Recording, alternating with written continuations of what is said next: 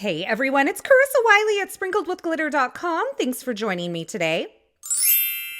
Today I am sharing two projects featuring some brand new products from Concord 9th. These are from their April 2025 release. It includes stamps, dies, stencils, and 6 new ink colors. And here's a look at the palette I put together featuring 3 of the new ink colors.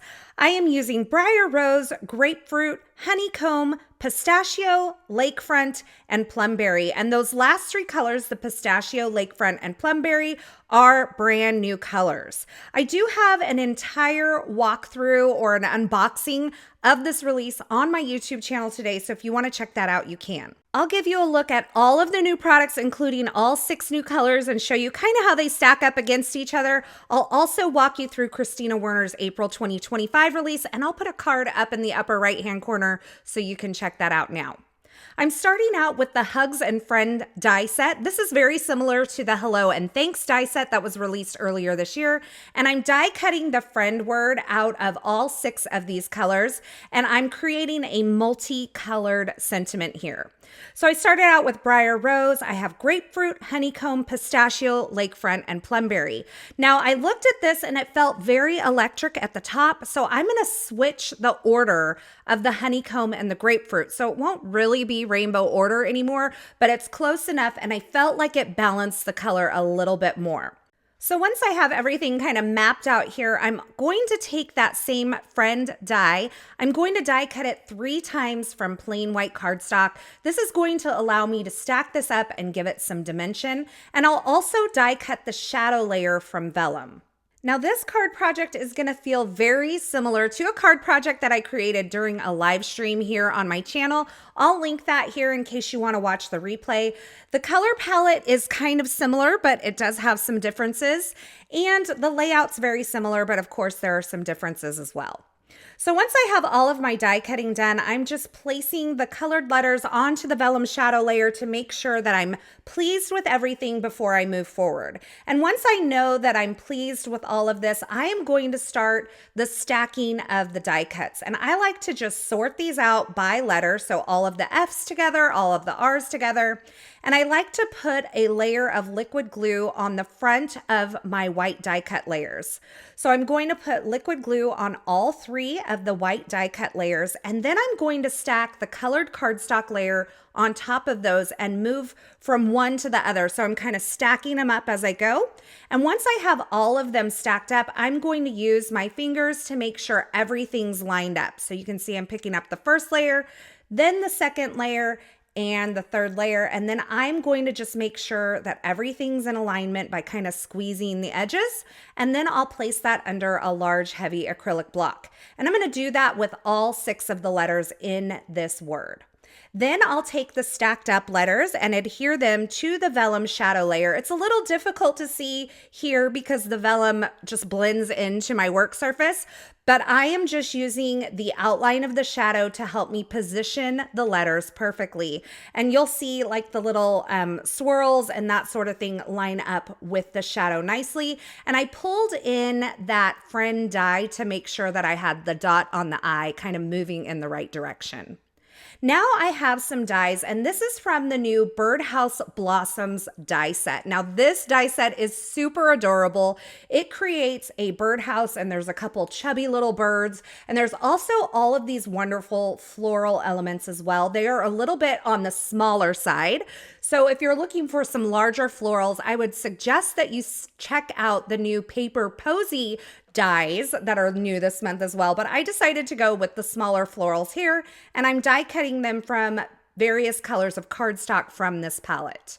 Now I did do a little bit of ink blending, so I'm doing a tone on tone ink blending. So for the Briar Rose cardstock, I'm using Briar Rose ink. For the Plumberry cardstock, I'm going to use Plumberry ink, and so on and so forth. Look at this beautiful plumberry color though. I mean, seeing that ink on the work surface, I absolutely love this new purple color. And if you've been around here very long, you know I'm not really a purple girl, but I'm having a purple moment lately. And it's really interesting to me how a little bit of ink blending on the edges of these plain die cuts can really bring them to life. Look at this pistachio ink on the pistachio cardstock, how much depth and dimension just a tiny bit of ink at the tips of those leaves can bring. Once I have all of my ink blending done, I am going to assemble the florals. There are some that have multiple layers. There are some that you can choose to layer up, like I'm going to do with these kind of more rounded daisy type shapes. I'm going to layer 2 of those die cuts on top of each other. And I'm going to continue working my way through all of these smaller die cut florals. For jobs like this, I find that an embellishment tool with a wax tip or even some tweezers or both really help the process move along. For this one here, I've die cut these little berry pods or floral pods from the new Lakefront cardstock, and then I did add a little ink blending to the tips of those as well. And now I'm taking all of my elements and I'm going to start arranging them on my work surface. Now you've seen me do this quite a bit lately where I'm arranging several elements and then taking a sticky mat and picking up all of those elements so that I can adhere them together from the backside. And that's exactly what I'm going to do today. Now, when I did a similar card like this on a live stream, I actually die cut a window and kind of created a floating element sentiment there, or kind of like a faux floating sentiment. So you can check that out if you want to, but this is a very similar layout. I am totally loving these large die cut multicolored sentiments in the middle of the card with all of these floral elements. So I snuck some liquid glue behind all of these elements and I placed a heavy acrylic block on top of that while it dried, and then I removed it from the sticky mat. Now, there were a couple of elements that are on top of all of these other elements that didn't stick because the backside was not exposed in an area, but that's fine. I'm going to take those and adhere them on with a little bit of foam adhesive anyway. So with this piece, I added some foam adhesive to the back, and now I'm taking a piece of peacock cardstock and I'm going to die cut it using the Honeycomb quilt top die. This is an older die from Concord 9th. But I wanted to show you how beautiful this honeycomb cardstock looks with the Lakefront. It is just a little bit darker, a little bit less grayed out, and the 2 colors look beautiful together. I had one little leaf cluster that I adhered to the card front, and now I'm removing all the backer from the foam adhesive and covering it with a little bit of liquid glue so that I could slide this around if I didn't get it into the perfect positioning on the first try. If you're using foam adhesive without liquid glue, it will stick and you likely will not be able to pull it up. So I just wanted it to have a little bit of slip time. And so I added that liquid glue on top of the foam adhesive in case I didn't get it right. Now, it turned out good. So that's the good news. Then I went through and added those additional floral elements with foam adhesive, and I curled up some of the ends of the florals and the leaves there. This little sentiment here is from the Paper Posy Stamp Set, and I have stamped it using the Lakefront ink onto white cardstock and die cut it with a little circle that's included in that Birdhouse Blossom die set. I matted this onto some champagne foil cardstock from Concord 9th, and here's where I struggled. I really did not know which color card base to go with here. I can go with white or I can go with the Lakefront, and you can see how beautiful that peacock cardstock and that Lakefront cardstock look together. I think they're beautiful complements, and I absolutely love this color palette that I've put together. I'm going to finish the card off with a few of the Lakefront enamel dots. These are available in all 6 new colors. And that finishes off card number 1 using this beautiful palette and featuring some brand new products from April 2025 release, as well as 3 of those brand new cardstock and ink colors. I had a really great time putting this card together, and I was so inspired by these new colors that I decided to keep creating during this crafty session. So I grabbed the Petal Print Stencil pack, and I'm going to use most of the same colors. Now I did add another green in here, which you'll see in just a moment, but I'm going to try to, for the most part, stick to the original color combination. I did drop off the Lakefront color because I didn't find a place for the blue in this particular card project. And then I brought in avocado, which pairs so nicely with pistachio. So I'm starting with stencil number 1, and I'm blending using Pistachio ink. Now you'll notice that I'm using a larger piece of cardstock here, and I'm tucking this into the corner of my MISTI stamping tool as well as the cardstock. And that means when I switch out my stencils, there's no lining up. I just need to press this stencil into the lower right-hand corner of my MISTI stamping tool, and then I can start blending.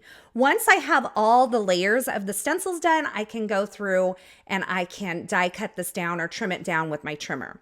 Now for stencil 3, I wanted the centers of the florals to be in that honeycomb color, so I blended that on with a small blending brush, and now I'm covering those centers up with a little bit of masking tape, and I'm coming in with Briar Rose to blend the large base part of these florals. I think this is so beautiful, and in just a moment, I'm gonna move to stencil number 4 and add the Plumberry color, and this is such a beautiful complement to that Briar Rose color. I'm really enjoying this new purple color, this Plumberry color, a lot more than I thought I would. I always enjoy a good green and a good blue, but the purple really took me by surprise. So once that's all blended, I went ahead and used a rectangle, an A2 layering die to trim this down. I also die cut a piece of that Plumberry cardstock to layer behind it, and then I'm going to work on a few additional elements. I have a couple images, and these are from the new tiled Turnabout stamp set from Concord 9th. It's also new this month. I'm going to ink up the leaf image using Pistachio ink, and I'm going to ink up the floral image with some Briar Rose ink. Then I'll stamp them onto the white cardstock that's loaded into my MISTI stamping tool. Now I wanted these to have a little bit of depth and dimension because obviously the shading in my background has some variation in the colors as well. And so I am going to leave my stamps and my stencils in place, and I'm going to use a small blending brush to add a little bit of avocado ink to the center part of my leaf image. If it's not quite as dark as you want it, go ahead and blend on a little bit more using that ink blending tool or that ink blending brush, and then stamp again. And then I'm blending on a little bit of Plumberry ink towards the center of my floral image and stamping right into place again. Now that I have these stamped in some multi-tones, I am going to take the coordinating dies from the tiled die set, and I'm going to cut these out. I added a few more elements. I have a hello die cut image here. This is also from that tiled die set. And I have a little heart that I die cut from the Birdhouse Blossoms die set from some grapefruit. So in this color palette, I'm using all of the colors because I have the honeycomb, the plumberry, the briar rose, and the grapefruit, as well as the pistachio all in there. But I've left out the lakefront, which is that blue color, and that finishes off this card today. So a similar color palette, but by changing just one color or leaving one color off, we've created an entirely new palette. So here's a look at the two cards that I created today featuring brand new colors from Concord 9th for April 2025, as well as some of their new stamps and dies. I had so much fun creating with these. And if you want to celebrate this new release with me, be sure to head on over to my Instagram because there is an Instagram hop happening there with lots of inspiration, prizes, and more. And I will have my Instagram profile linked in the YouTube description below. Now, as always, I will have links to the featured products used in this project in the YouTube description. So if you're looking for something in particular, you can check there, or you can head on over to my blog at sprinkledwithglitter.com. Over there, I'll have more still shots, more information, and a complete list of supplies. Don't forget to check out my unboxing video where I will show you the entire brand new release from Concord 9th, as well as the Christina Werner collection. You don't want to miss that, and that's available now over on my YouTube channel. If you haven't already, be sure to subscribe and turn on the notifications here so you don't miss any of my paper crafting and card making video tutorials, as well as my Carissa Crafts live stream broadcasts. We do those most Fridays, and I hope you'll join me there. But if you have the notifications on, you'll be sure that you never miss a thing. I hope you enjoyed this project, and I hope you enjoyed this video. If you did, be sure to give this video a thumbs up and let me know in the comments below which of these brand new colors is your favorite and which of these two card projects that I created today is your favorite. I want to thank you so much for stopping by and hanging out with me today. I'm so glad you're here, and until next time, I hope you have a fabulous day.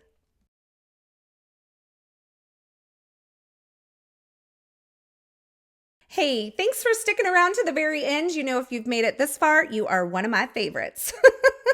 To subscribe to my channel, go ahead and click the button on the left side of the screen. And here's a couple more video tutorials I thought you might enjoy.